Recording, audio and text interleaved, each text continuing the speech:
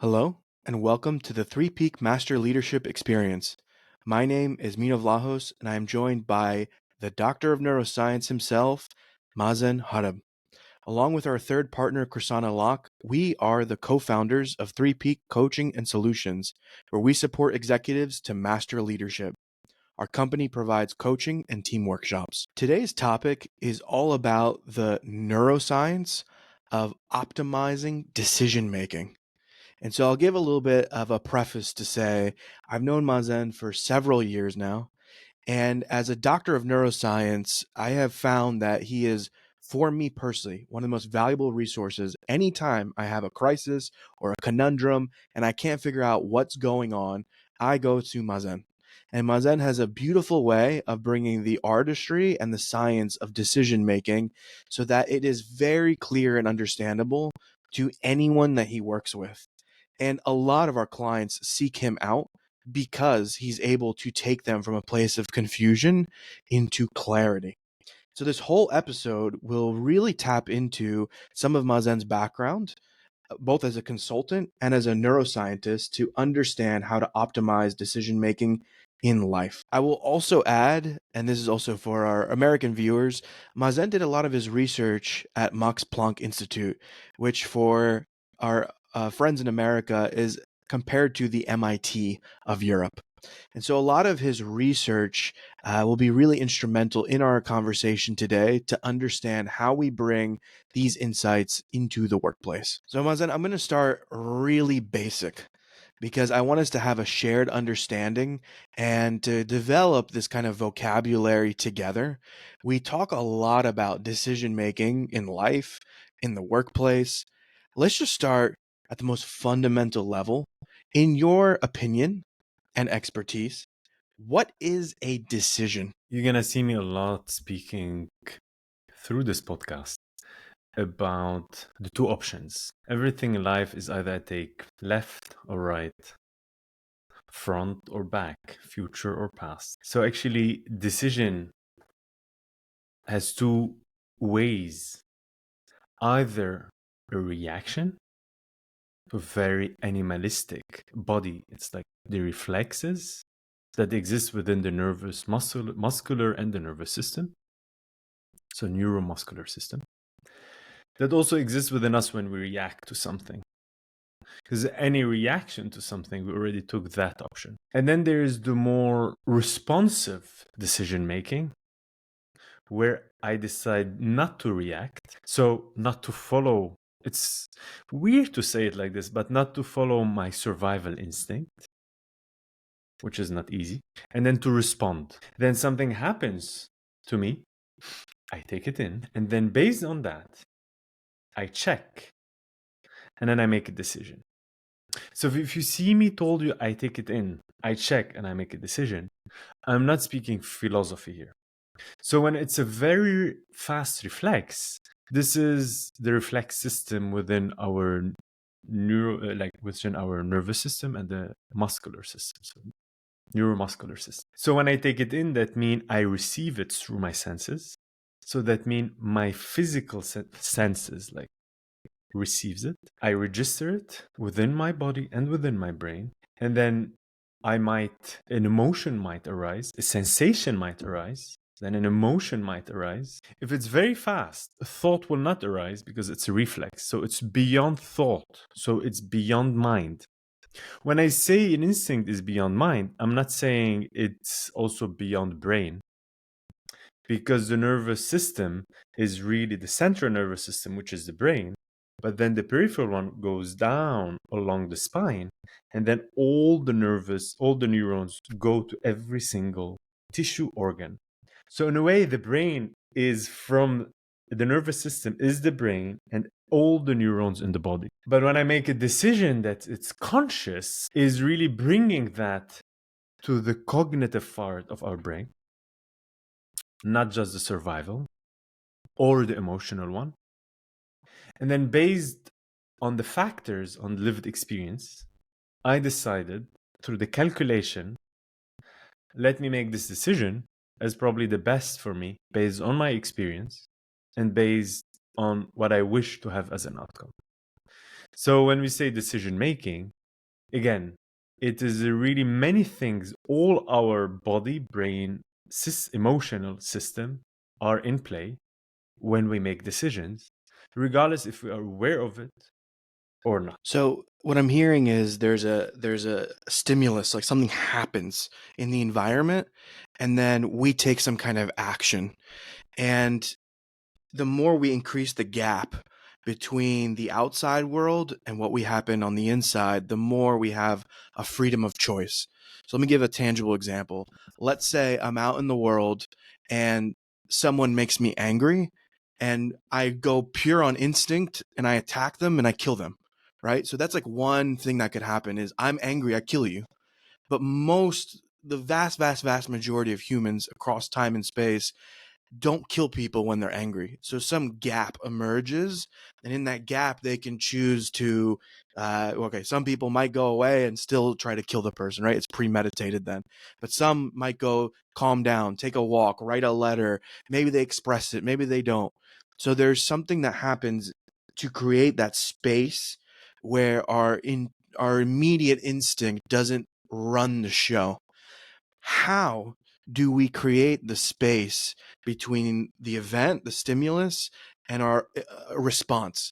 What is the thing that keeps us from going and just killing someone when we're immediately angry? My first immediate response would be our rational mind. If we don't have a rational mind, then we think we are beyond choice.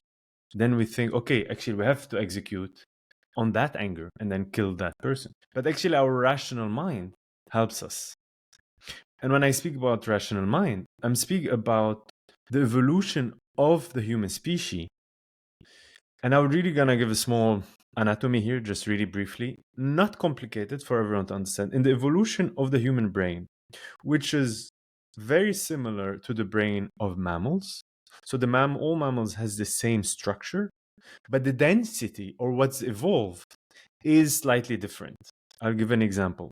So in the humans, the prefrontal and the neocortex is way more evolved than in animals. But so at the beginning, at the core of the brain, the first brain that get developed in the womb is the reptilian brain. We call it reptilian because this is all our survival instinct. Without it, we do not survive. Every animal have that, and we have it. So in the instinct, it's responsible of all our instinct. It's an immediate response. It responds to fear, and then so it has to do with like thirst, even sexual, like all the sexual energy, like hunger, protection, all of those. Then around it, the next thing that it's developed, it's called the limbic brain, which is, in another word, the emotional brain, which is also in our word. You hear it a lot in the addiction theory or the addiction talks, which we call where the reward system is. So this is where all our reward system, whether it's negative or positive, so reward and punishment. So this is where our emotionality is. But emotionality, it does not mean rationality.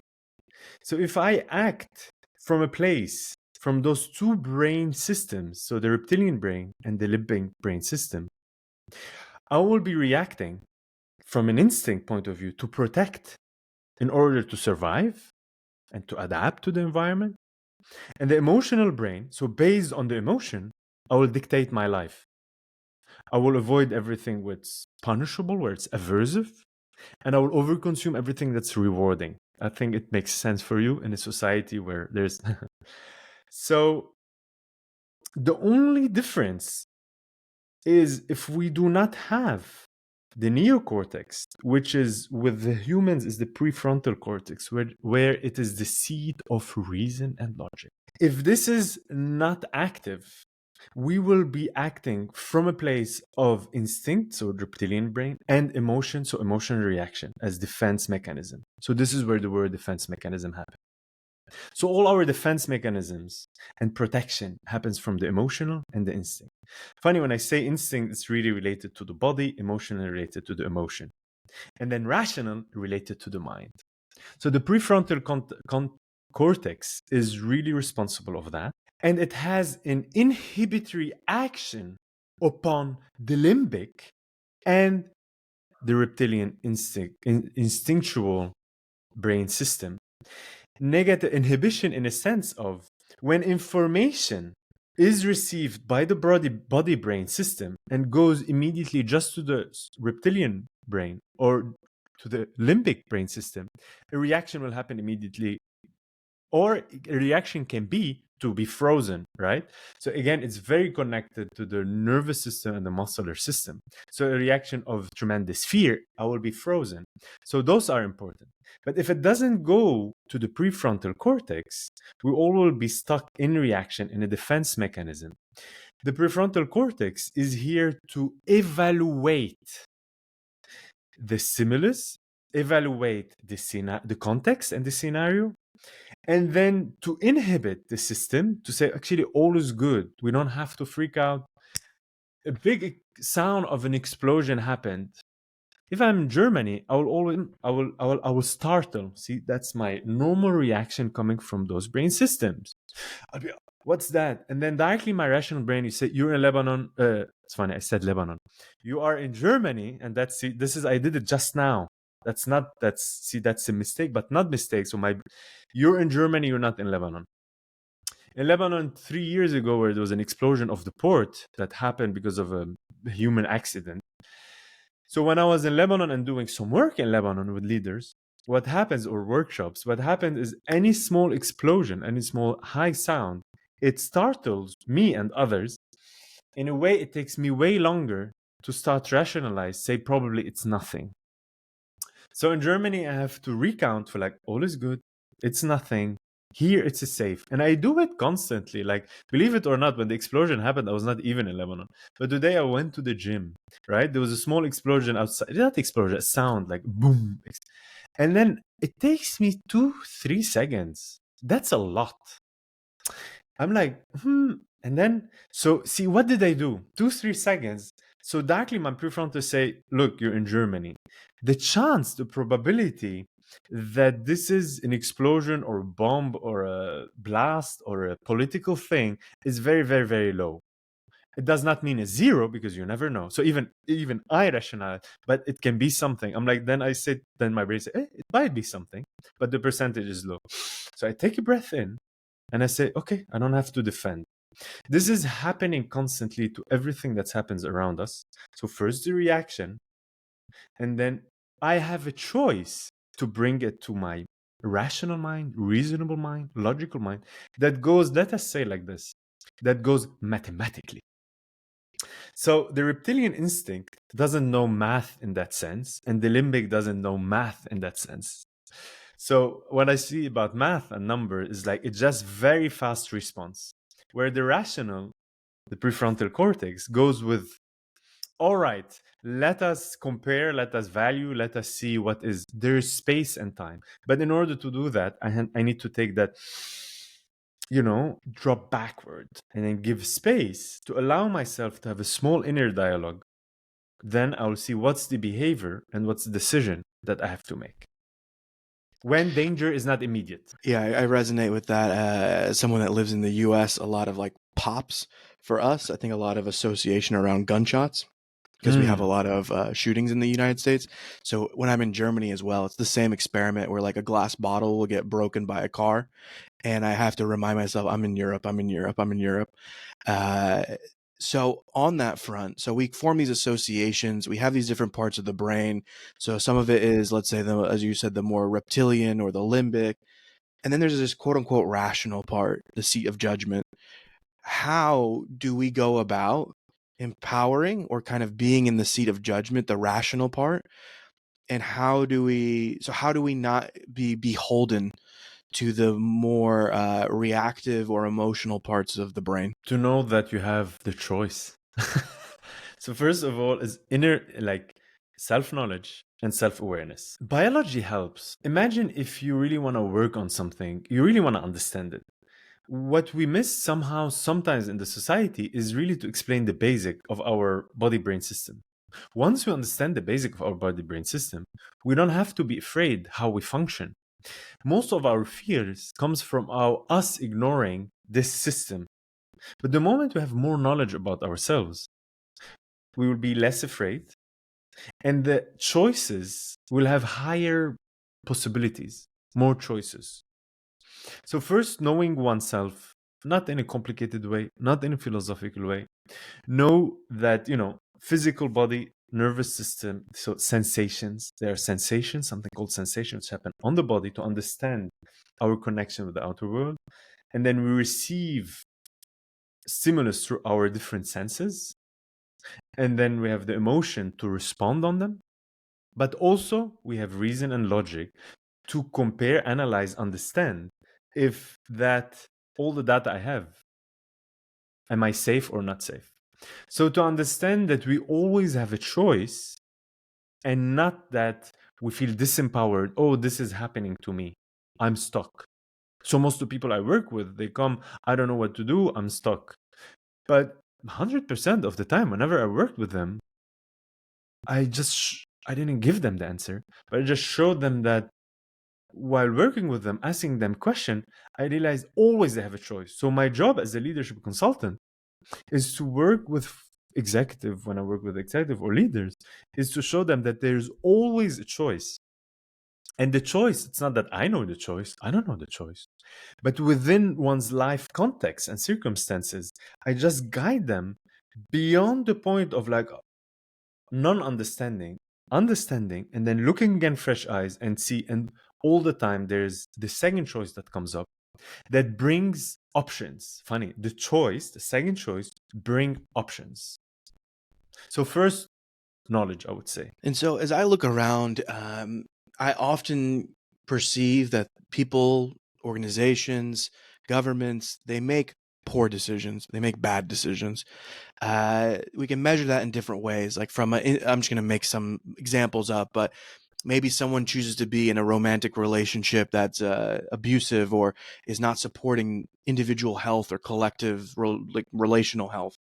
Maybe a leader ends up taking on a project and they end up dumping a bunch of chemicals in a river that poison a village. Maybe and I've lived through this, right, in the United States. Like, you have a government that goes to war for no reason and ends up killing hundreds of thousands of people. And you look back as a society, as an organization, as an individual, and you can say that wasn't a great decision that we made. Um, and so I actually am going to use a bit of an analogy. So right now, 2024, we see the kind of rise of AI. And with AI, we can see that it makes what we call hallucinations. So it kind of makes some stuff up, right? It fills in the gaps.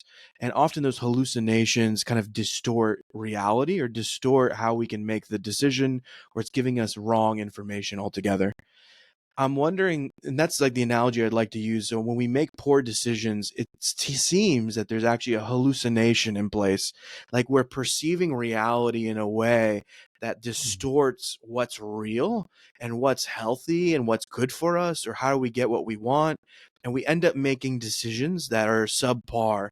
And we can measure that in different ways. It could be in terms of health, it could be in terms of we get the outcome we're looking for. But I'm wondering, in your experience, what distorts our ability to make sound decisions? I'm trying not to go philosophical, but I hear your question because we discussed about it a bit this week, or like sometimes we discuss about it. We have to know that there will always be decisions that are considered wrong. But then if we stay with the past, so it will influence our decision. If I continue complaining about the government, about this, about that, it's not going to help the river, and it's not going to help the people to rise again from the dead. So it's really tough. The question is, every single moment we have a decision to make. Do I blame the government without doing anything? So what's the decision do I make? If I myself work in the government, so whatever mistake happens, then we can make a decision. So to take responsibility. So that's the first thing. So I wouldn't say we make wrong decisions, but am I able to take responsibility based on I have a feeling, a reaction? I'm always in a seat of making an optimal decision. So if someone comes to me, this happened and this, and I know what to do, I'm like, but then go back to optimizing your decision making. So it's always in the moment. So that's my answer. There's always a chance to correct until there isn't. That's the truth when reach the end on expiry of something. Now, to your question, you said, how what helped us to make a sound decision and what make a decision that's not sound. Again, I don't know what's a sound decision, but to oneself, I cannot speak about the morality or politics. I can speak about within a decision that I consider right, and then I see the effect of it right to the community, the culture, to the company, to the government I work with. For you, probably not right. So that's what I call a sound for me within the culture I am with. The impact or the influence of fear is that thing that it pushes me out of the track and gives me least possibilities and make me narrow-minded, and then I'm afraid, then I will react from a place of lack, of fear, of survival. Hence, I will be using my survival brain, my reptilian brain, and the limbic brain without using my rational understanding and logic understanding and see the impact of it on a longer term. So it's a short-term solution. So this is my answer in a more biological and then behavioral sense. So let's, I think you just gave us the kind of the formula, the equation. I want to kind of go into some of the components that you started to list out. So let's just start with how the kind of duality of scarcity, abundance, fear, love impact decision making. So how do you see those two factors play out in decision making? It's really, again, I will bring it back to the biology. We exist within a physical, biological body. And that body dictates our action and behavior in every moment. But in order to dictate or to make these actions, we need to receive certain stimulus from within. When I say from within, I mean I can be thinking so much that I can bring a form of emotions, anxiety, pressure, stress. So I can activate myself from within and then make a decision. Or it could be from outside. I receive something, I process it within my senses, then my emotion, and then my rational mind, and then I make a decision. So in a way, this is always constant. So it's not a theory, it's an understanding of who we are and how we function within that body, consciousness within a body. So emotions are very crucial in decision making, and they will dictate the outcome, the behavioral outcome, even if how I respond to you. So the reaction. Again, from a place of fear, of lack, I will completely behave in a different way than a place where something happens, I take it, I process it, I feel it, then I have a chance to feel what I need to do, and then I will respond to the outside or to the inside even in a way that is adequate to the situation, but without bringing fear, scarcity, terror within me. So the decision and the behavior will be completely different. So I'll give an example. Like the hard one, you said, you are on the street, somebody shouts at me, right?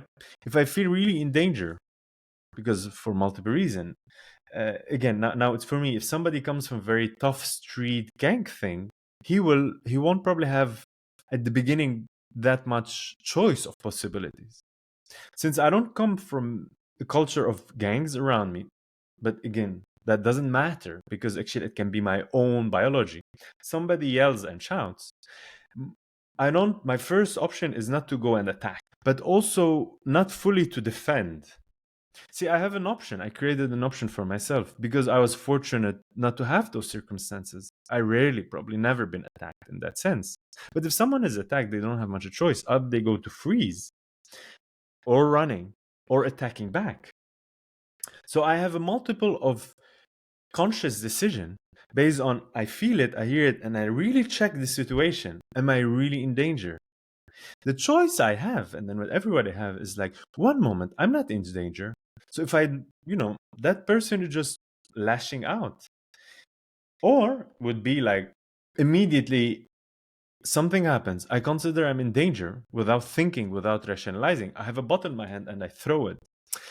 See, the two stories, the two action of mine will lead me to completely different outcome. And that is within my reach. And when most people say, but no, because of trauma, I understand.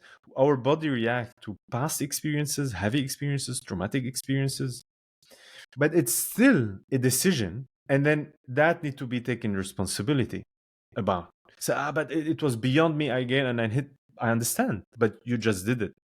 So it's a tough topic because, again, the trauma can be so big that we react and we really cannot stop it. So, in a way, I don't want to be like black and white here. That's why we need to understand our traumas. So, if I know I'm traumatized about something and I cannot stop and I really react and hit back or shoot, I'll try to avoid those places for that instance. See, that's decision for me not to go to those places. So when you tell me, okay, I cannot make a choice if I'm in the street and then I'm attacked, I'm like, but I can make a choice not to go to those places. So all I'm trying to say is there always decision to be made to really trying to have a conscious, healthy life. And sometimes a reaction will take over and there's probably at this moment nothing to do. You've worked a lot in trauma, and you support a lot of individuals, and our third partner, Krisan, also supports a lot of people in the space of healing trauma.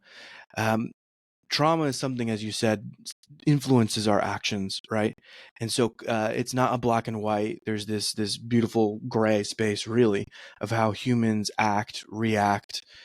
What are some of the things, if we do just dip in our toes into the space of trauma for a second, as a practitioner, as a healer, like what are some of the things that humans can do when they have the time, space, and resources to heal trauma and therefore alter the decision trees they have in front of them? I'll go back to the formula understand oneself. To understand my fears, understand my limitation. The best way to understand one's trauma without being making it so complicated, and it's really reachable for everyone. Understand, once you react, bring awareness. You're like, but I reacted. I'm like, doesn't matter. You've been reacting all your life on it. Once I behave in a certain way, in such a reaction, defense mechanism, such fear, bring awareness. What was happening? What did I do? What did I feel? And then from that space, you're like, oh my goodness, I'm not able to see reality as it is. Because whenever I hear that stimulus, that activation, I go back fully to defend myself. That's very understandable. But I would love to get out of it. The only way to get out of it is to allow myself to process that trauma. To process that trauma, I need to feel safe. And then once I feel safe, either with a therapist or in titration, bits by bits, I see my reactions. And then bits by bits, I try to feel the emotions that they are rising. And I allow myself to feel them bits by bits. So, because the issue of trauma, we are overwhelmed with survival energy, survival emotion, and that survival energy is really stuck into the system. And we create a conditioning to say, okay, that was too much. So always when this happens, I'll react that way. So the only way to entangle it is to know the biology of when trauma happens. There's super amount of high emotion, high sensation that the brain could not process. And it got locked and I could not feel it. I could not process it. So whenever something related to that happened, I immediately react on it. So it's really to find time, space, safety within and with support of others and bring awareness, and then not logically here, and then slowly allow myself to feel certain fears, the anger, the jealousy, probably allow myself to feel that without feeling myself lesser or without trying to go through the feel of shame or inferiority. Understand that really it happens to everyone, and I'm stuck in emotions that I consider negative, but they're not. They're just there. They were there to protect me, but now actually I'm being stuck by them. Those emotions need to be faced, felt, witnessed, processed, and then you have to trust that the body, when it feels safe, it knows what to do. And so this takes me into another piece of the formula you outlined, is the piece around emotions and intuition. And so intuition can be a very important part of decision making. And yet I know a lot of people in the business world are kind of trained, conditioned to think that the only sound way of making decisions is analysis. It is through kind of a bit for me, I perceive it as a different way of thinking than a more intuitive way. So, what is the role of intuition and analysis in decision making from your standpoint? I That's the only note I wrote, and I was like, oh, I'm happy you came back to. I hope the people who were listening at the beginning reached that point to understand something very crucial and not to be convinced with their own way of thinking about over analyzing. And that's what we missed before. Now we're so when we said there's the instinct, there's the emotion, and there's the rational. But the beauty of our body, it only can exist in an optimal way. To exist in an optimal way, it needs to be in a homeostasis. Homeostasis is the balance within the cells, the organs, and the whole organism. And it really tries to always balance itself. So the body exists within a balance. If that balance is broken, like its balance is like tilted, the decision or whatever we do will be always biased, either black or white. So if I use that amazing gift of the prefrontal cortex, really try to understand, analyze, if I rely on it more than the balance, the homeostasis of my being, I become in the head. I become too much relying on over analyzing, that I'll be stuck in this comparison and everything. So the world becomes for me only through the lens of the mind, and I disconnect from my intuition. And here I use the word intuition.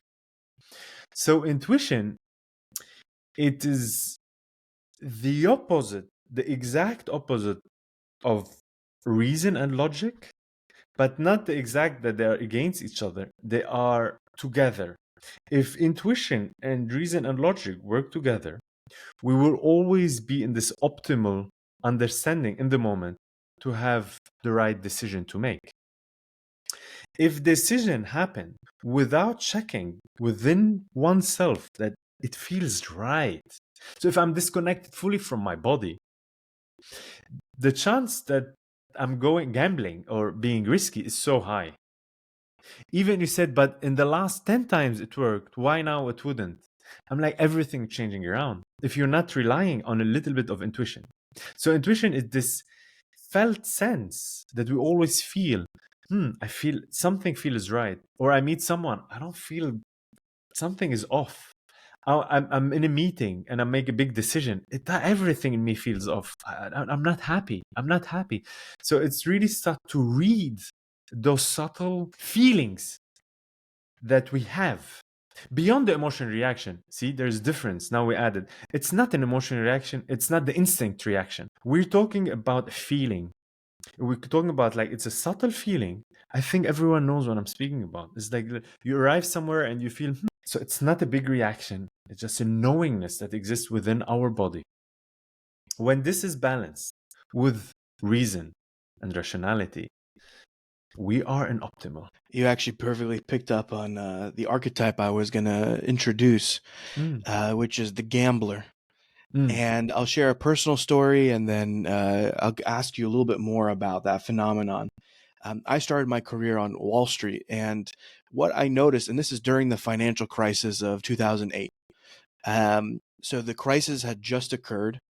A lot of people were hurt. So in the United States, where the crisis originated, was they were giving mortgages, so loans for housing to people that couldn't really afford it, and then they gave them kind of very predatory interest rates and didn't inform them fully. So there's a lot of fraud in the system. And then at the time, what people were doing is they packaged all those like bad mortgages together into, they were called like vehicles, right? Or structures. And then they would chop them up and rearrange them and chop them up again. And people started to make side bets. So they started to say, if it does this, I'll get this much. And if it goes there, I get that much. They started to gamble on these packages. And then people started to gamble on the gambling and gambling on the gambling of the gambling. And this is what a lot of these very complicated financial packages were essentially just a lot of gambling. So the big crash happens. Many people were homeless in the United States. It really crushed the economy. People lost their jobs. It was the worst recession since the Great Depression. And it also hit the global markets. And then I go into Wall Street like a year later. And what do I notice is that people are still doing the exact same thing. They're still gambling with other people's money, and they were honestly just very bored. So they were very bored and kind of using the gambling to get a bit of a high. And what struck out to me as I look back in hindsight is how much it was all in the head, and there was not a lot of emotion actually in this gambling. There was some kind of detachment. And even as you look at like the stats, like when you look at even during the financial crisis, like, of course America originated the crisis, but when you look at the exposure, so the gambling of the French banks and the German banks, they had almost 30 times the exposure that the American banks did. So they were gambling 30 times more than the Americans were. And yet again, there's a lot of narrative and story about kind of the responsible Europeans and the rational Europeans. But as a collective, we went into this very hardcore gambling, and we lost bad. And a lot of people were hurt very physically, practically, in terms of like homelessness, suicide, addiction that emerged from this crisis. So, Mazen, can you tell me a little bit about this kind of like gambler archetype and what's going on from a decision making standpoint when we look at the gambler? It's a topic that's, if I say it's dear to my heart, it's dear to my heart. Probably that's the first topic that I clearly start researching when I was studying, and then when I went to research, it was really addiction. Really understand the root cause of addiction, regardless what it is. It can be addiction to substance, to drugs, to like social media, to people, to gambling, to everything, right? So we even it's in ourselves. Like every single being have a certain slight addiction towards something. So again, so it's not like, oh, this person is pure. We all, and I hope everyone here understand, like we all will have slight form of addiction, slight, until sometimes have a really heavy form of addiction. You have said something that in those folks that they were really using their mind, but that they're not using their emotions. I will now, based on the terminology I introduced, I will recorrect a little bit the terminology that and then explain it. Those folks, they were using high emotions to enjoy the reward. So they were using the limbic brain system to enjoy the highs, the pleasure point, and they were using their mind to support that high. So they were using their rational mind to support the limbic system to go such a reward. What they didn't use, what you say is balance, is intuition, but I don't see why they would use intuition. Because they decided, see, so it's not to be compared why they didn't use what they decided. I want to enjoy the high. It gives me a buzz. It gives me meaning to live. I'm here beyond judgment, beyond morality. I'm here to explain what happens on the brain body system. So even if I speak about intuition, I just no, the body brain system will always be used toward a targeted effort of me, how I will be, behave, act, and feel. So even they, because this is how creator beings we are, they configured their own intuition to serve that purpose. I want to live in a high, so, and then of trying to gain money. So they aligned themselves with their mind, with their rational mind, and with their intuition. How do I can make the most wins in the short period of time? So they used everything. And that's the beauty of the body. The body doesn't judge. So, but they hacked their system to go a certain direction. But here it's the emphasis on what? What they were interested in is to have a high reward, higher, and then to elevate the chance of the expectation of to receive those rewards. So again, to live on a limbic. So any form of gambling is to enjoy the limbic emotional reward system. So it's all of it is enjoy the high pleasures and to try to avoid punishment or aversion at all costs. That's it. That's what they did. And those people who were successful and those people who employed them, they saw in them that traits that those people are capable to survive and thrive, to have such a mindset when I call it as gambling, but I will call it as such a risk mindset.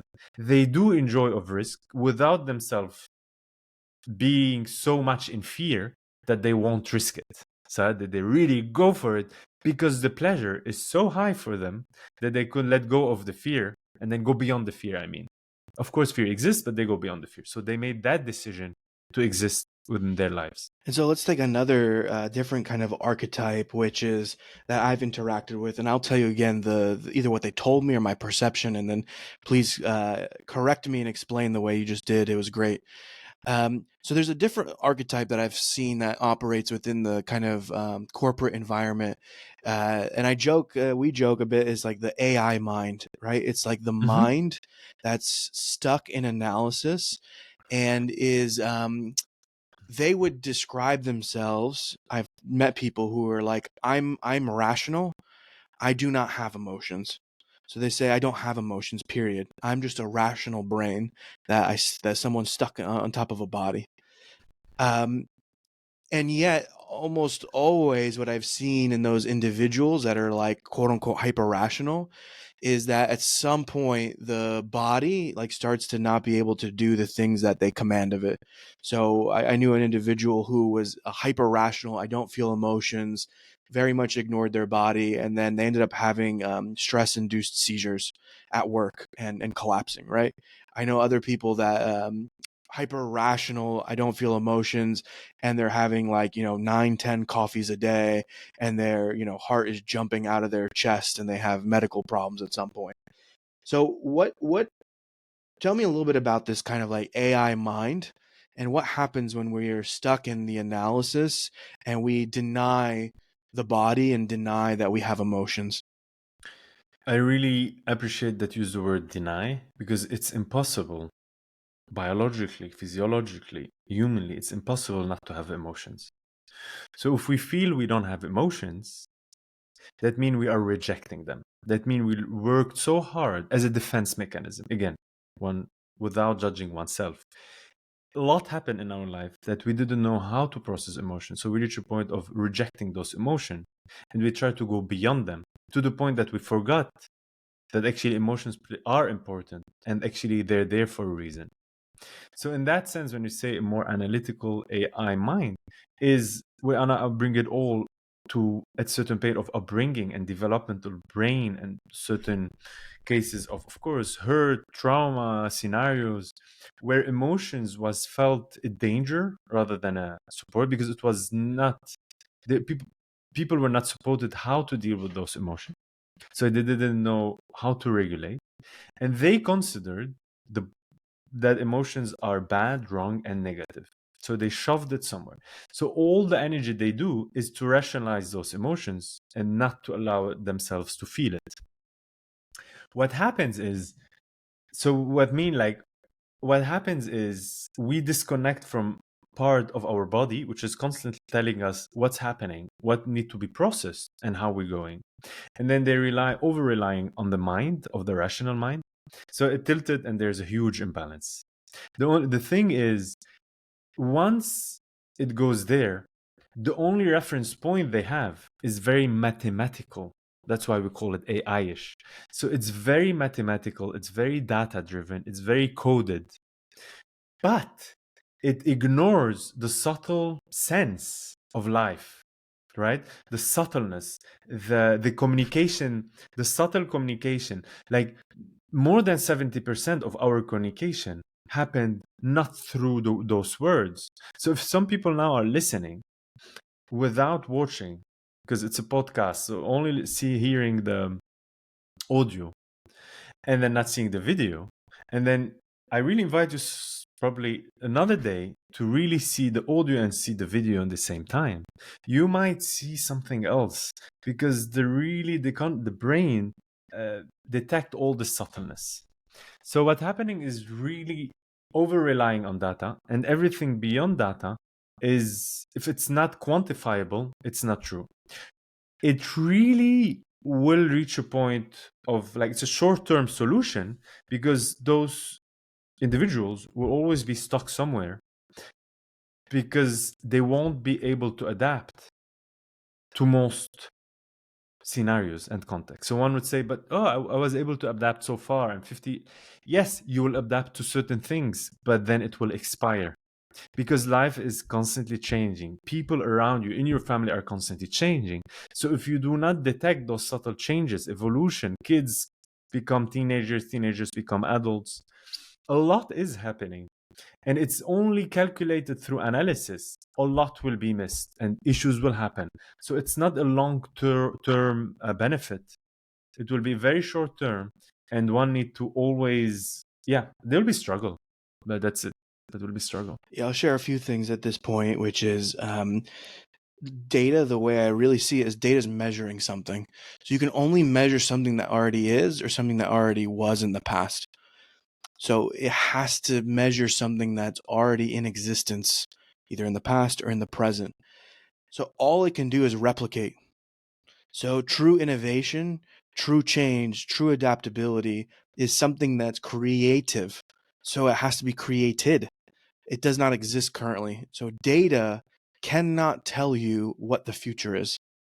What we're doing instead, and we are a bit dishonest about it, is we create data based models. So forecasting models. And when we forecast, we typically have to bake in assumptions. And those assumptions many times are just inaccurate. And there's many models that when you look at it fall on their face because they're inaccurate. So a common thing that companies do, and there's some value to it, but what they do is strategic planning. So they put a lot of time, energy, and resources in making a plan for the future. There is some benefit to having a direction, right? So we're all unified. We're creating investments. So there's a unity and a direction that exists. But what we've seen, and we looked at it through research, is that companies that really index on strategic planning tend to perform worse because the certainty that the rational mind starts to feel when you have a plan and you think it's all going to go to plan means that it starts to hallucinate or distort reality. You're not in touch with reality anymore. And the strategic plan leads you astray. So, one hallucination is you get overconfident. You say, Mhm. I've modeled everything. I think everything's going to happen perfectly. So, I kind of lose focus and I start to take more risks. So ironically, the biggest planners start to become the biggest risk takers, whereas the ones that are in tune with the environment and changing as they go don't take as much unwanted risk. We're recently starting a project with our company, Three Peak, and I was talking to the CEO of a company, and he's a very analytical individual, and so he modeled all the financials of this company. And then when he purchased the company and now he's the sole owner of the company, what happened? He got in and he made some assumptions in his models, and those assumptions turned out not to be true. And all of a sudden, they don't have the money that he was expecting. So now they're in a crisis because he was so certain that his models were great and the models would always hold true. But the environment changed.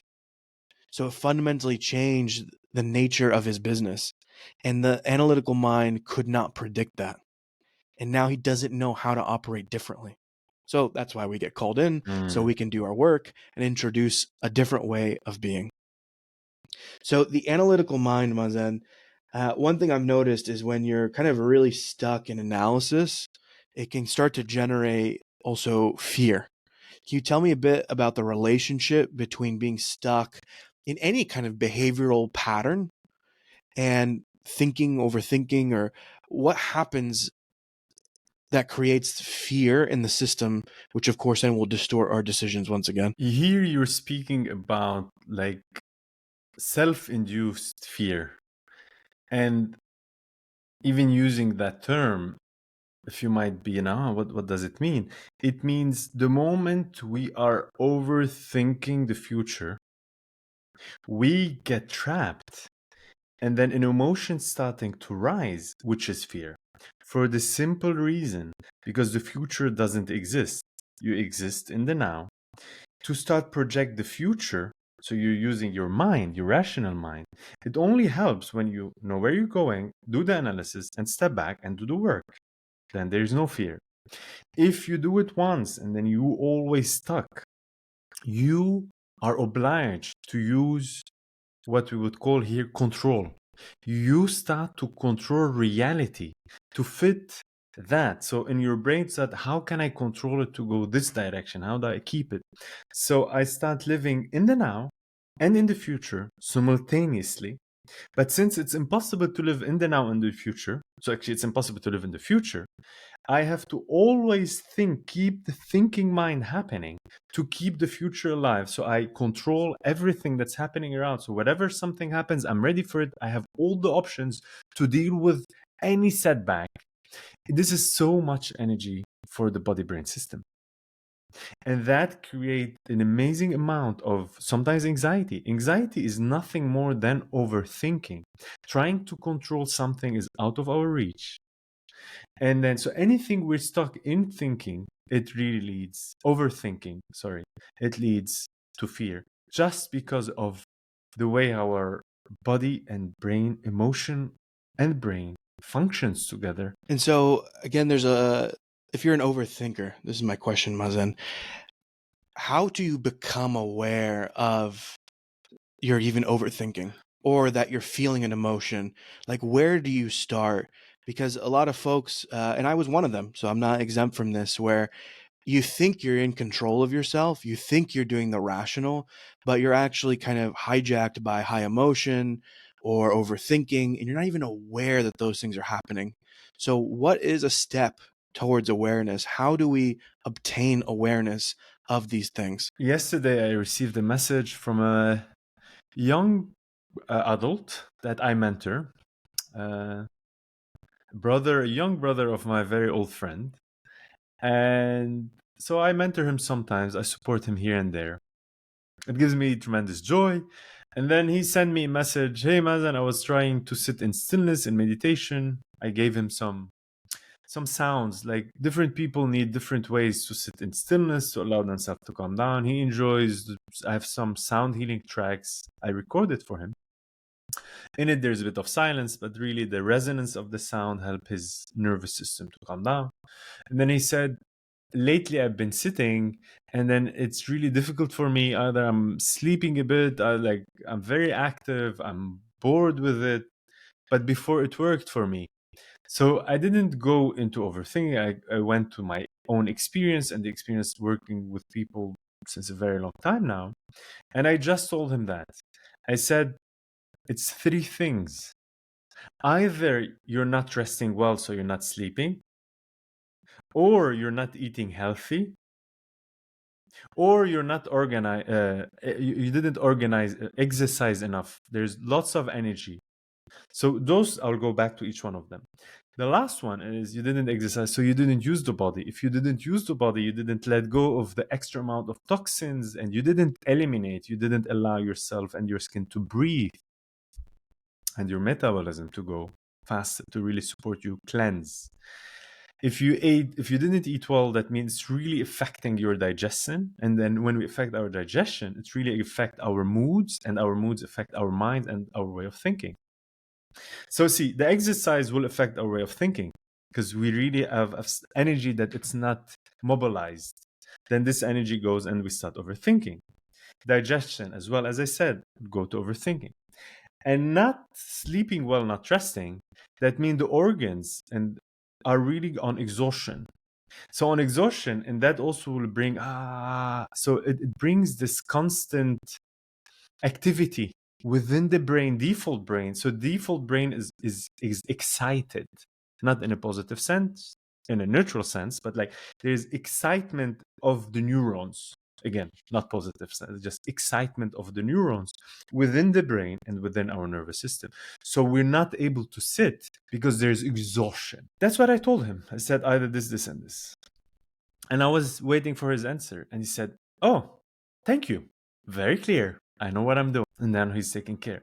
So again, this is, the body is not a mystery. The mystery is how it happens, but we don't have to know how it happens in the deep detail. Which molecule did what? I'm like, but the body, it's not a mystery to understand that it happens. The small detail, the intricate, let the body do it.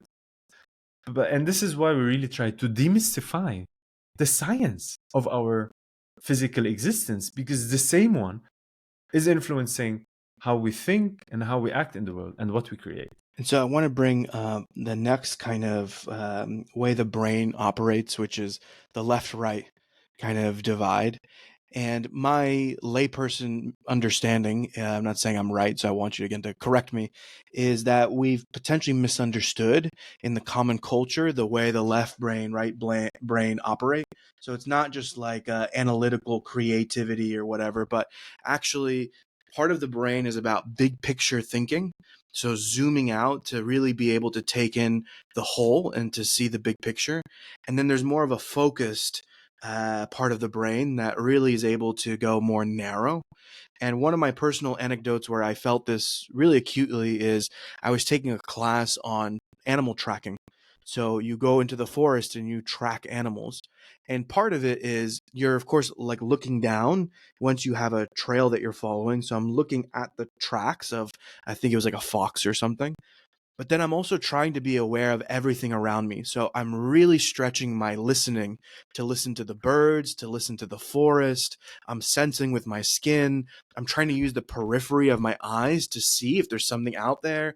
I'm kind of looking up to take that big picture view. And then there's also then going back, which is a very narrow kind of like really track the footsteps.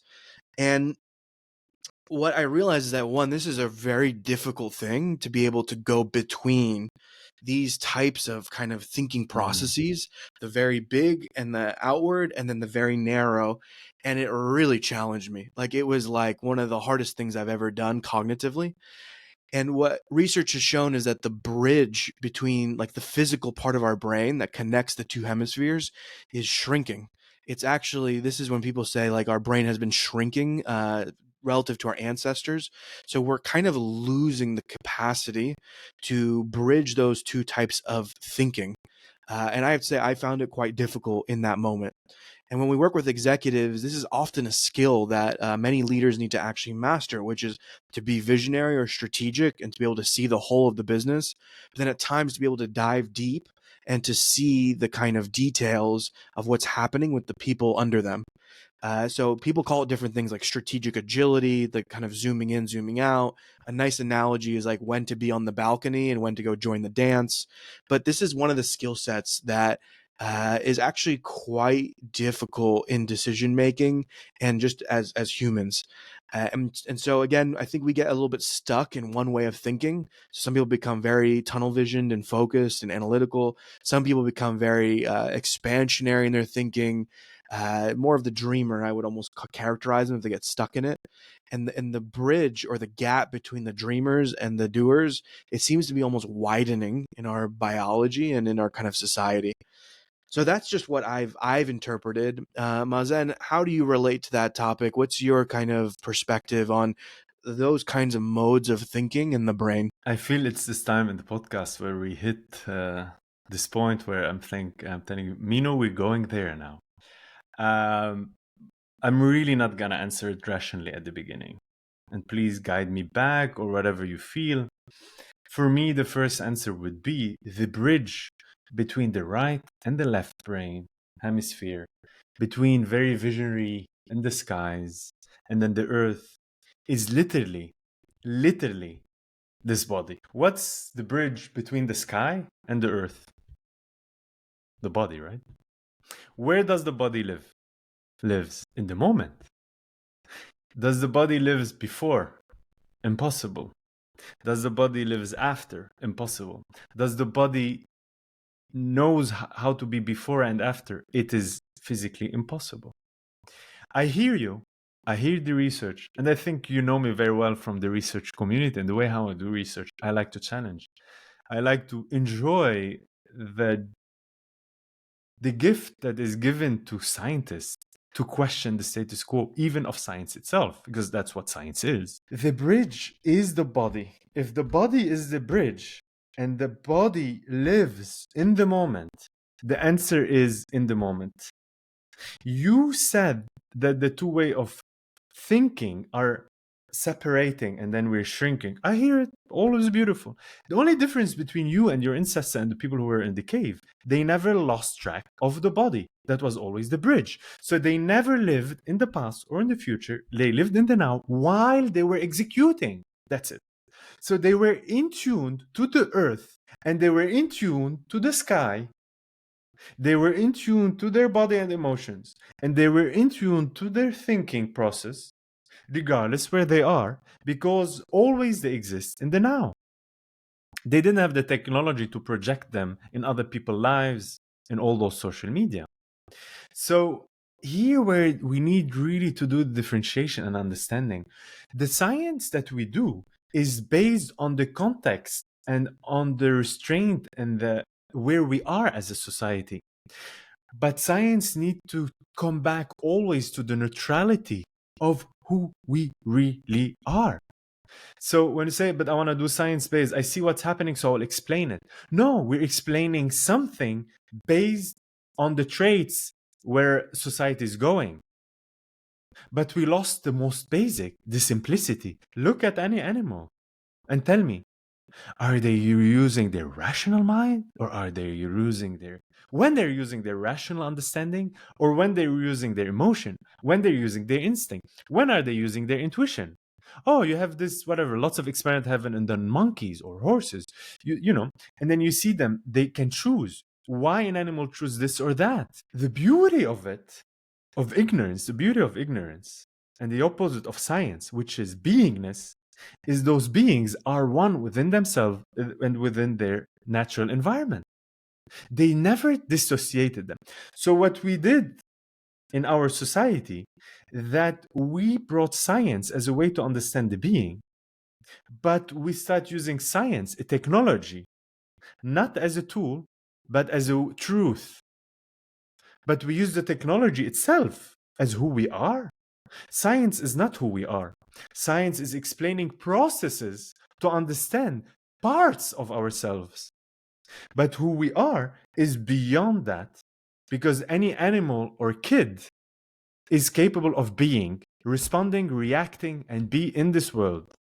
So when you said, how can we align those two ways of thinking? My answer immediate is through being. What is being? And this is it, actually, I explained it, is really come back to the natural way of, and then the opposite, why we're not able to be, because we got stuck in identities, in controlling. I'm going to only use my rational, I'm going to only use my emotion. But actually, both are still the same thing. They're choosing a part of themselves, but not fully who they are. And both are living not in the now. They're living in vision and dream and desires, but they're not able to know what they're happening here, to get out of where they are, and or living in just constantly analyzing, so constantly controlling life and situation, so they're not able to be here now, the only time that exists. And so again, I give the caveat, which I think you kind of just explained, but science can only report on what it tests, right? So we can only take a look at what we measure through the scientific method, which in my opinion is very slow and limited, and it's very selective. So what I'm going to say is just one version of a truth, because I don't think science has tested everything. It's not even close. But to your point, one of the things that has been shown to really benefit the rational brain, the bridge, neuroplasticity, is meditation. I use the word meditation because that's just the thing that has been tested by science. There are other things that are either similar or adjacent or under the umbrella. So what you're saying, being present, beingness, we haven't tested those or used those words because science is incapable. But I think that meditation is a pretty good proxy for what you're describing. And that has been shown to benefit in everything we're doing.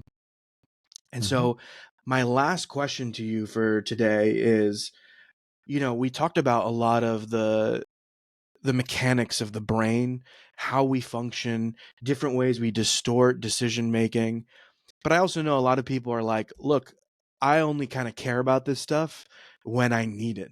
So what if I'm having a crisis and a big challenge, and that's the situation at hand? So all the cool stuff you just talked about, it's fun to learn, but now I am in a situation where I don't know how to solve my own problem. And someone comes to you and says, I'm in a crisis, I don't know how to solve my problem. What would you do with that individual to support them to find some clarity, to understand their choices? The first thing, actually, based on the conversation, how it's going, is like, come back here now, right? Let us come here now. What do you feel? What is happening? And the person said, what are they feeling? I said, no, not what you're thinking, not what you're afraid of. What do you feel right now? Okay. And then what's on your mind? Then I'll understand what's on their mind. And then I'd start giving them the choices.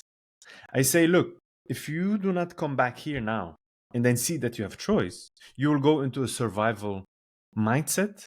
So survival way, so out of fear, and then you'll be instinct, like through instincts, and then that will help you on short term, maybe. But you already took a choice to go with fear. If you stop for a moment, take a breath in, just come back to the moment that's now, and see that you have an option. And the moment we are grounded a little bit, then our mind will open up to different possibilities. If I see myself, I'm in a crisis, and to understand that's basic logic. If I react out of fear, I will be stuck in a crisis. If I take a moment and stop and then have an eagle eye overview, just for a moment, I might find a way out. As long as I'm reacting out of fear, I should not be expecting other than stay in the crisis or have the repercussion of the crisis. While in the crisis, even while in the crisis, if I make decision out of acceptance, out of, okay, this is how it is, I'm not a victim of it, I just need to find a way out. I take it in, I feel the emotion that the crisis arose.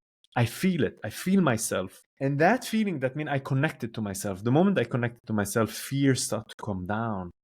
And the moment fear started to come down, the part of the brain started to go from instinct to the limbic brain to the rational brain. And then suddenly I said, oh, wow, I might have other choices. So in crisis, we always think about in one exit out. Beyond crisis is really to stop while having the crisis, feeling our emotion, feeling our feet on the ground, come back to the moment. Because in the moment, I'm not in crisis, because in that 1 minute, I'm not, because I'm speaking, he's speaking, that person speaking with me. And then trying to see either through fear, which is survival and instinct, either through acceptance and love and understanding. And this is a way of abundance and long-term way out of our choices. So those are the constant two choices we have. And I'll use this opportunity because it feels very organic for me right now. Is we wrote extensively about this in our book that we published with 3 Peak Coaching and Solutions. We have a whole section on the book about managing crisis, and what Mazen describes. Again, I think some people are so locked into like, no, it's got to be this way. This is the only choice. But we used case studies, famous case studies from history, famous crises. And what happened is that for people to solve those crises in the middle of it happening, they took the pause.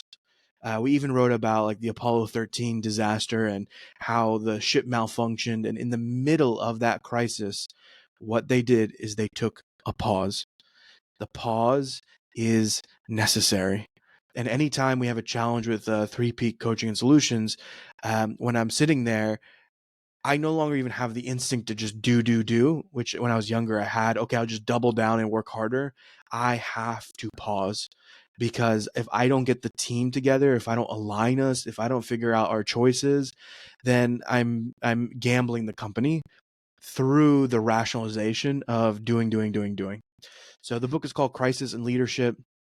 Check it out. We have a lot of good stuff in there about crisis and managing crisis and leadership, well-being, adapting to change. So it just feels like a natural point to actually bring up our book. So today we've talked about a lot of things with decision making, even starting with what is a decision, the difference between reacting and responding. We went into some of the hallucinations that we can kind of experience, the imbalances in our kind of brain, body, spirit system, and how that creates warping around how we're making choices, particularly around kind of scarcity abundance. So the kind of fear driven decision making. We talked about high emotions. We talked about intuition and analysis, and how if any of this kind of goes in an imbalance, then we're kind of favoring one over the other system.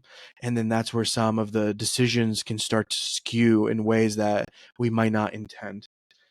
And we followed it up with really kind of how to move out of crisis. So, Mazen, I'm going to ask you, what are your kind of final thoughts that you'd like to share with us when it comes to the neuroscience of optimizing decision making? I will probably finish with our three core components of the company we created, and then why we created, and the value to really support companies, leaders, but humans at the end of the day, to really know how to deal with crisis, how to deal with challenging times, how to deal within themselves, and to really understand there is, first of all, mastery is needed. Mastery of the self. And so understanding oneself, understanding the dynamic I have within myself, understanding the dynamic I have within the others, with the other, and understanding my dynamic I have within a society, organization, company. So all the way there's decision making. So I'm a part of a unit. So myself, the unit, the team, and then what I represent. All of it is like one body.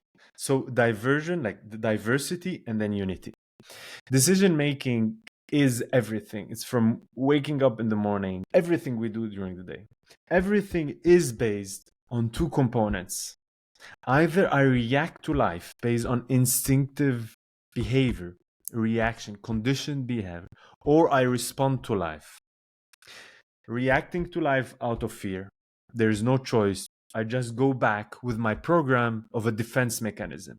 Responding to life is to go into one moment of stillness, take a breath in, and knowing, oh my goodness, I have a choice beyond fear. Where takes in what I feel and what I think, and then put them together and then acting upon it.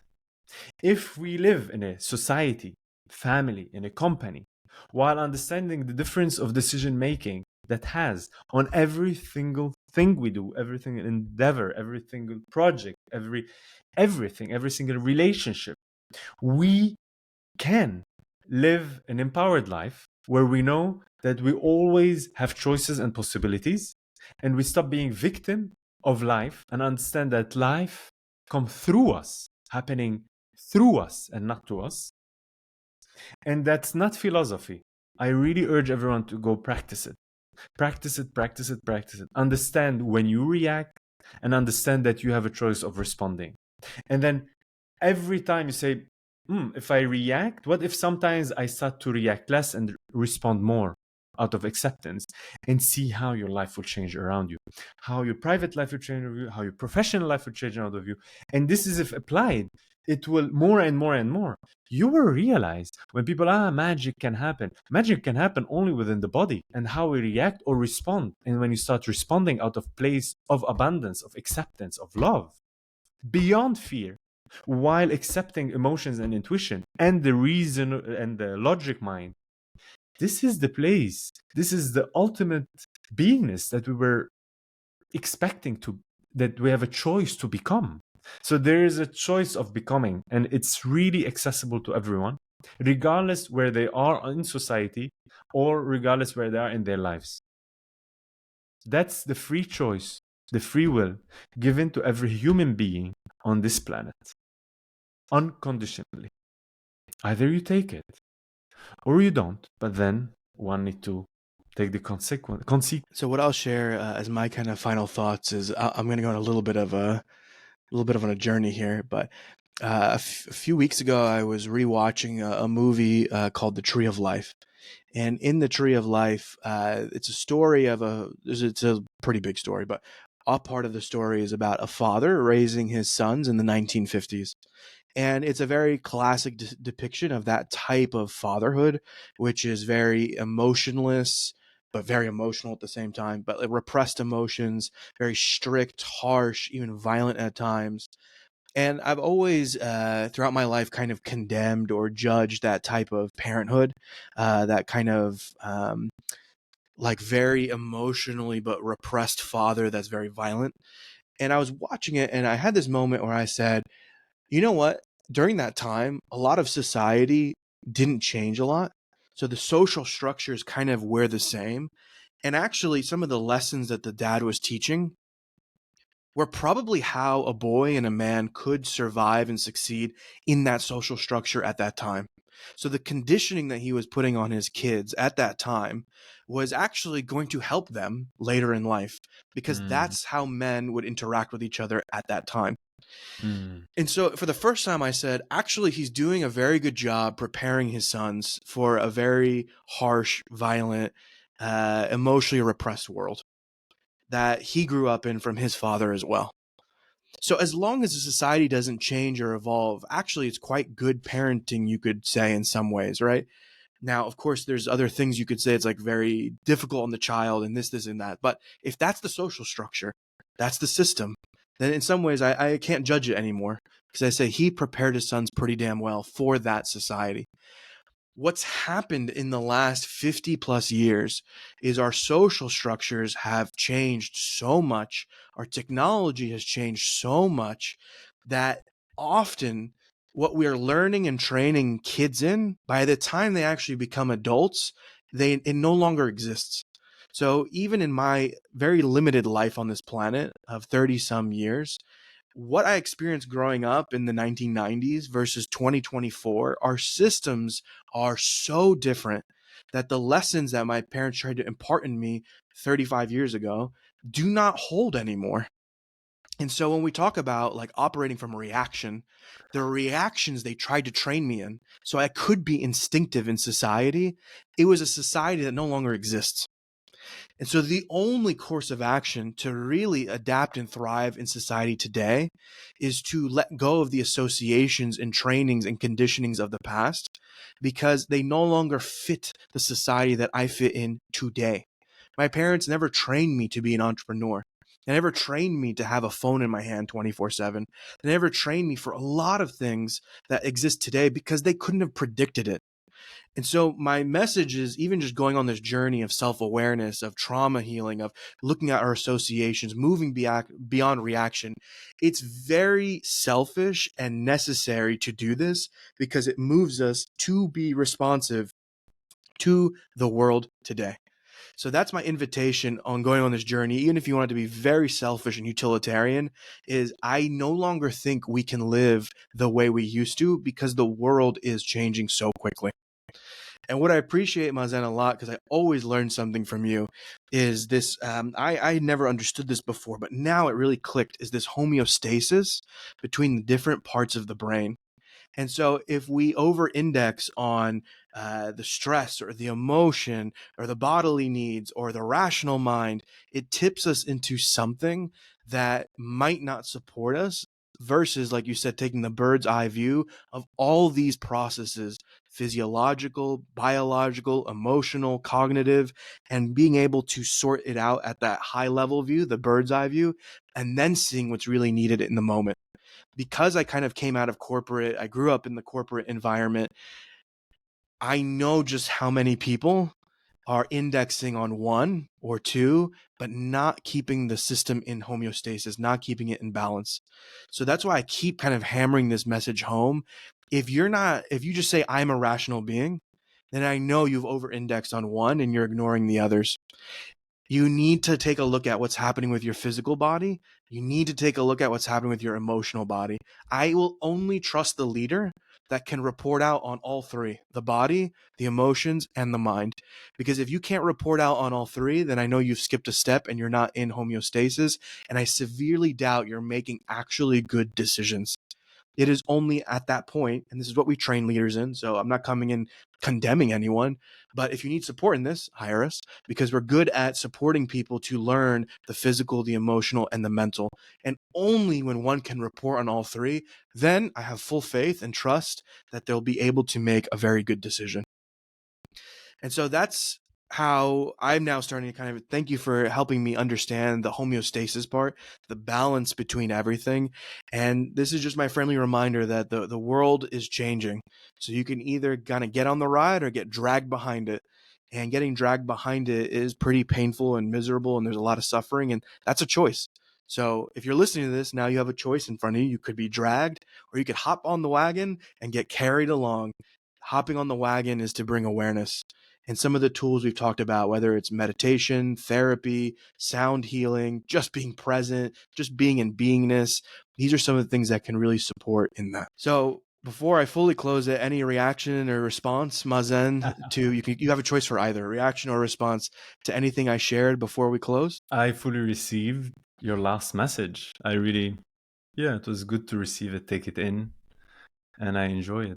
So thank you for this beautiful meeting today, and then to discuss these very important understandings about the self and how the self is part of the outer society as well. Beautiful.